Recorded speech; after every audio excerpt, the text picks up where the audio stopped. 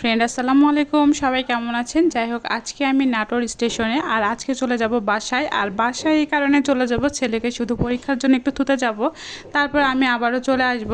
তো আজকে একটু খুবই দুপুরবেলা, মানে এই দুপুরবেলাটা এত পরিমাণের গরম ছিল, জানি না এতটা গরম কেন পড়েছে। যখন এটা আরও কিছুদিন আগের আসলে ভিডিও, এখন তো তাও একটু একটু বৃষ্টি হচ্ছে। আর স্টেশনে এসে দেখি মানে ওই পারে ঢাকার যে গাড়িগুলো আসবে, মানে সান্তাহার থেকে যে গাড়িগুলো আসবে সেটা কিন্তু থামবে ওই পাশে। আর এটা হচ্ছে খুলনা বলেন, ঢাকা থেকে যখন গাড়িটা এখানে আসবে তখন এই পাশে আসা মানে 1 নম্বর প্ল্যাটফর্মে এসে দাঁড়াবে। এদিকে আমি অপেক্ষা করছিলাম, অপেক্ষা করার কিছুক্ষণ পরেই কিন্তু দেখা গিয়েছে আমার গাড়িটা চলে আসছে। যাই হোক, আমি তো প্রথম অবস্থায় খুবই ঘাবড়ে গিয়েছিলাম যে এতগুলো ভিড়ের মধ্যে আমি আসলে গাড়িতে কিভাবে উঠবো। আর ওই পাশে ছিল একদমই ফাঁকা, তে আমার টেনশনটা একদমই কমে গিয়েছিল। আর এই ভিউটা যদি আপনারা দেখেন তাহলে তো আমি বলবো যে এই ভিউটা দেখার চাইতে মানে আমার কাছে দেখতে যে এত ভালো লাগে। আমি এতবার ট্রেনে চড়ি, মানে এতবার বলতে গেলে আমি প্রতি মাসে হয়তো বা 1-2বার চড়ি, তারপরেও মনে হয় যে না, আমার ট্রেনে চড়াটার মানে নেশাটা কখনোই কাটে না, মানে আমার খুবই ভালো লাগে। তো এইদিকে আমি ট্রেনে উঠে পড়লাম। আর এই সময়টা কোনো রকমের ভিড় ছিল না, মানে এক একজন এক এক জায়গায় যাবে, এই কারণে আসলে ট্রেনের একটু শিডিউলটাও 1 ঘন্টা 1.5 ঘন্টা লেট ছিল। তো চিন্তা করলাম যে আমার মানে এখানে খুবই ভিড় হবে, তো আজকে কোনো রকমের ভিড় ছিল না, একদম অনায়াসে উঠতে পেরেছি এবং আমি আমার সিটটাও পেয়ে গিয়েছিলাম। এখন বসে থেকে বাইরের লুকটা দেখাচ্ছিলাম। আর তেমন একটা কিন্তু ভিড় ছিল না। দেখেন, এটা ঢাকা থেকে আসছিল, একদমই ভিড় ছিল না। এটা ছিল রূপসা এক্সপ্রেস, আর আমার এখানে চড়তে খুবই ভালো লাগে।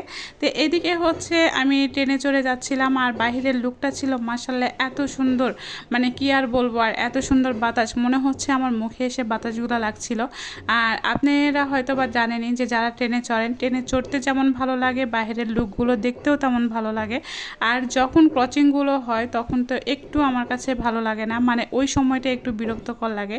আর যতক্ষণ ট্রেন চলে মনে হয় যে চলুক না, ভালো লাগে।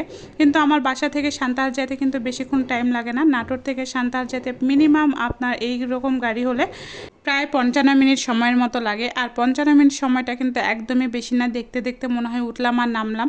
তো এদিকে ট্রেনে চড়ে তারপরে আমার লুকটা খুবই ভালো লাগছিল।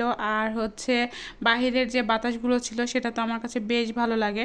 আর ঢাকার যে কোনো ট্রেনই আসতে কিন্তু একদমই লেট করে না, আর যাইতেও কিন্তু কোনো মানে কোথাও দাঁড়ায় না, এই জন্য আমার ভালো লাগে।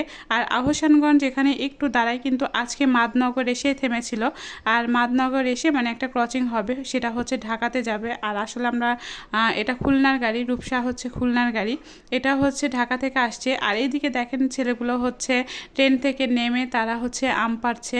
আর এত মানে গাছে যে আমগুলো ধরেছিল, আমি খালি মানে শুধুমাত্র চিন্তা করছিলাম যে এই আমগুলো মানে কারা নেয়, মানে স্টেশন মাস্টাররা নেয় নাকি আশেপাশের মানুষগুলো গাছের মালিক, আসলে কারা নেয়। আমি তো জানি এগুলো সরকারি কাজ, মানে সরকারি অবস্থানে লাগানো, কিন্তু আমগুলো কে পারে। আর আমার মনে হয় যে পাবলিক খায়।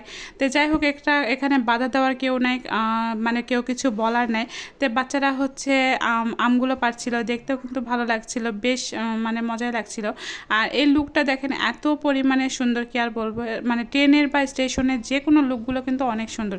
তো আপনারা একটু পর কিন্তু দেখতে পাবেন যে গাড়িটা আসছে, আর গাড়িটা আসার লুকটা ছিল এত সুন্দর, কি আর বলবো।